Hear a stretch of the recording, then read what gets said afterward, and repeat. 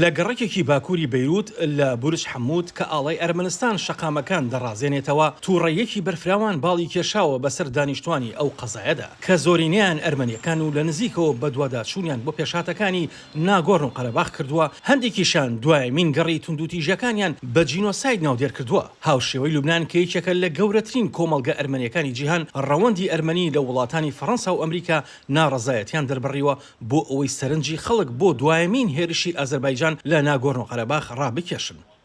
اليوم نحن بموقع انه الجيش الازربيجاني امرو اما لو دخدان كسباي اذربيجان شوت ناو ناغورنو قرباخوا خاك لا ارساخوا بو ارمينيا او عربون بێگومان هێزەکانی ئاشتی پاریزی رووسیا بە هۆکاری زۆر دیار نەیانتوانی ئەرکەکانیان بپارێزن بەهۆی بەرژەوەندی نێودەوڵەتی و ئابوووریەوە.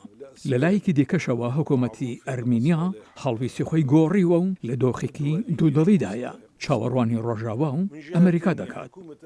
کۆمەڵگەی ئەرمەنیەکان لە لوبنان پلانیان هەیە ڕۆژی پێنجشەممە لە دەرەوەی باڵۆزخانی ئەزەربایجان لە نزیک بەیروت خۆپیشاندانێکی بەرفراوان ئەنجام بدەن. هێرشە قورسەکەی هەفتەی ڕابردووی سوپای ئەزەربایجان کە لەو ماوەیەدا کۆنتڕۆڵی تەواوی ناوچەی ناگۆرن و قەرەباغیان کردووە بابەتی سەرەکی نیگەرانی ڕەوەندی ئەرمەنیەکان بووە. طبيعي ايضا انه روسيا هەروەها سروشتیە رووسیا هەڵویستی خۆی گۆڕیوە.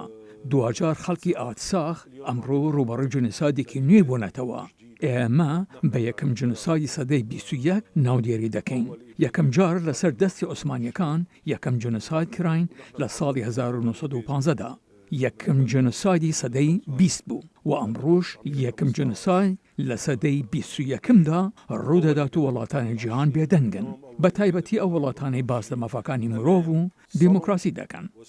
ڕۆژی دووشەمە هەزاران دانیشتووی نەژاد ئەرمەنی ناگۆڕن و قەرەباغیان بەجێهێشت کە ناوچەیەکی شاخاویە و لە ڕووی پێکاتەی نەتەوەییەوە ئەرمەنین بەڵام لە ناو سنوورەکانی ئەزەربایجاندان کە لە دوای ڕوخانی یەکێتی سۆڤێتەوە بۆتە خاڵی ناکۆچیان. حکومەتی ئەرمینیا ڕاگەیان تا ئەم سەروەختە 19,000 دانیشتووی ناگۆڕن و قەرەباغ ڕوویان لە ئەرمینیا کردووە.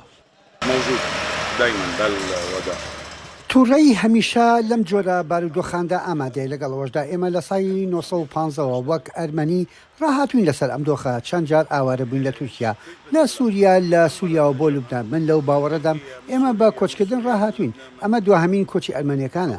ئیتر کۆچ بکەین بۆ کوێ ئایا دەبێت ئەرمینیاش بەجێ بهێڵین؟ ئەوە جێی باوەڕ نییە. مەحاڵە لە ئەرمینیاشەوە کۆچ بکەین.